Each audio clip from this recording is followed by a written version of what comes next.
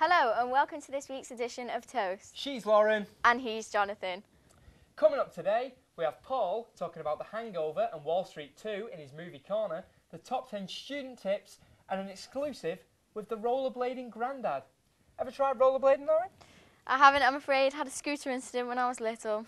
Dear me, what happened? Broke my arm. Bad times. Blimey.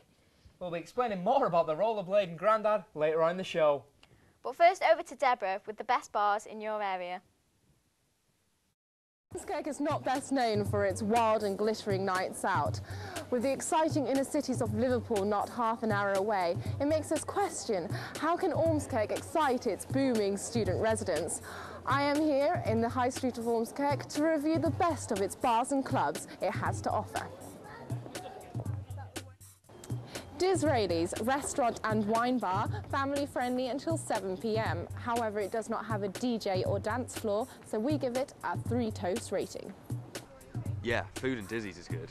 When I took my family there for Sunday lunch, it was pretty good. No. I've had a liquid lunch there, but that's about it.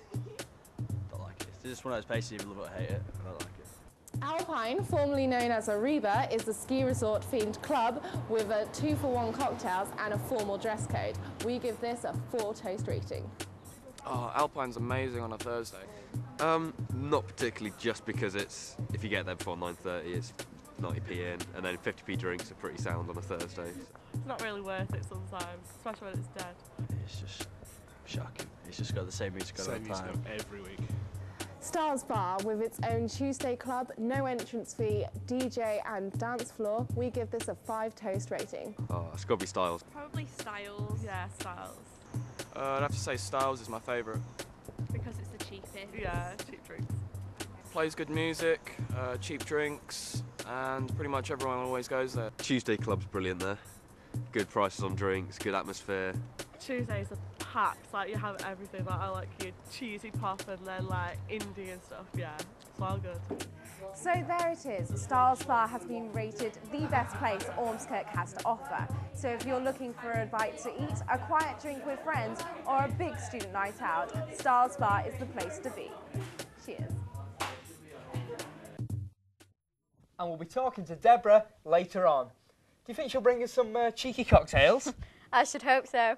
But if you're not like Jonathan and myself and drinking and going out isn't your kind of thing, how about a night in watching a film? Here's Paul with the latest film reviews.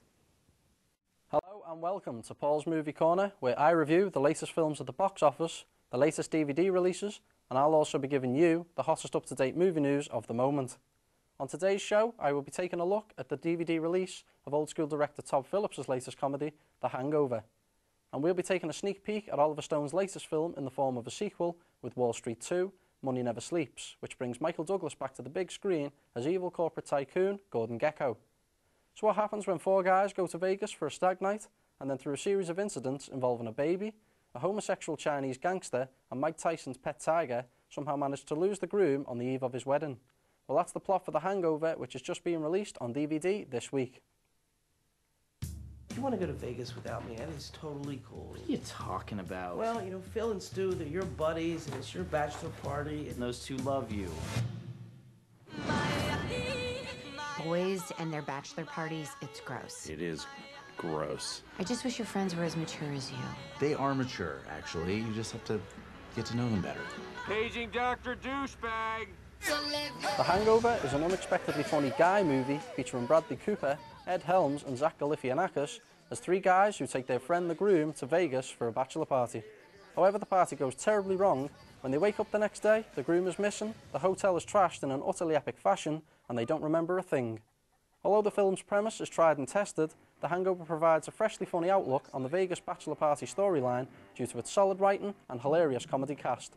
Look out for a fantastic cameo from boxing legend Mike Tyson doing his rendition of Phil Collins's In the Air Tonight. The DVD is available in the theatrical cut and the unrated cut, which contains 8 extra minutes of hilarious footage. Now it's time for a first look at the trailer for Oliver Stone's new film.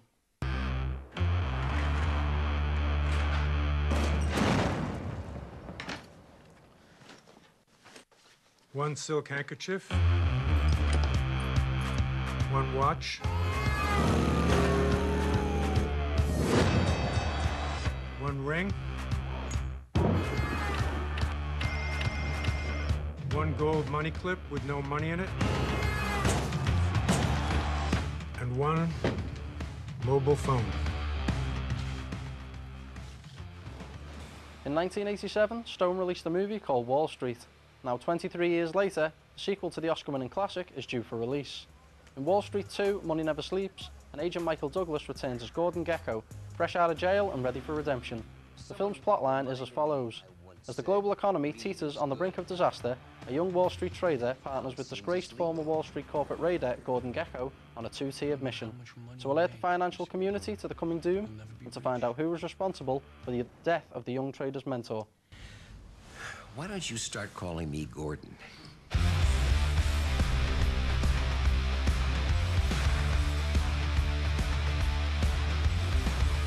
Well, that's all I've got time for this week, so thank you for joining me, and I hope to see you again next week, where we will be looking at the preview of the Sex and the City sequel, along with the DVD review of The Hurt Locker. Goodbye. Now we've got three very special guests in the studio, our very own correspondence team, Justin, Deborah and Paul. So starting with you, Paul, we saw you reviewing Wall Street 2 and The Hangover. So which of the two was your favourite film? The Hangover. I haven't seen Wall Street 2, but I've seen The Hangover about 10 times already. And do you think it was the best film of 2009, maybe Oscar-worthy? It's definitely the funniest film of 2009, with a really well-written script. Before they even started filming that one, they'd already green-lighted it for a sequel, because it was that well-written, and it actually was Oscar-nominated for Best Screenplay, which doesn't happen often with comedy films. When the sequel's coming out? 2011. 2011? Oh. Same cast, same director and everything like that, so Not too far away. same writers as well, so it should be a pretty good film. And what about Wall Street 2? What do you think of that? Well, I haven't seen it yet. There's been no previews of the film yet, but I think it's going to be good. It's a good director, you know, Oliver Stone, and then they've got a lot of cast coming back. They've got Michael Douglas, as you've seen, but they've also got cameos from like Charlie Sheen and Martin Sheen coming back as well. Right. So keeps a lot of stuff from the original to it as well, which is always good. So after those two great reviews, what will you be reviewing next week? Next week, I'm looking at the new Sex and the City film and reviewing The Hurt Locker as well. Oh, no, that one best film and best director Oscar this year, didn't it? Yeah, it did. Bit controversial with Avatar, I thought. But I touted it to win, actually. I thought it was a lot better film. I didn't really rate Avatar. It was a good film. Oh, fair enough. And from from Sex and the City to cocktails in Ormskirk, Deborah. Hello. Out of all the bars that you reviewed, what was your favourite bar? Well, my personal favourite has to be Alpine. I just think that the cocktails are amazing there. There's a brilliant offer of 2 for 1 before 12 o'clock. I just think it's a better atmosphere, it's much bigger. I feel the music is better dance floor, etc. And bit of a controversial view, I'd say, considering Styles won the top spot. It did, and everything in the review was completely accurate. Styles is brilliant, but I just feel that the Tuesday Club is perhaps getting a bit too popular. So it's a bit sweaty, a bit crowded, just, yeah, a bit too popular. So I heard when you were filming the review, one of the bars actually shut down. Is that correct? Yes, a bar that didn't make it into the report, Day and Night, has recently closed down, has become a Mexican bar, which to a lot of students' happiness will nice to know that it's open till 4 AM, so that's very good news. Brilliant. Not bad at all. Oh yes. Belting stuff. So did he sort you out with any free drinks? I didn't. You would think that I would get a free drink. Couldn't even bring a round for us all? No, I'm sorry. Perhaps later. Right, so on to the most intriguing of all these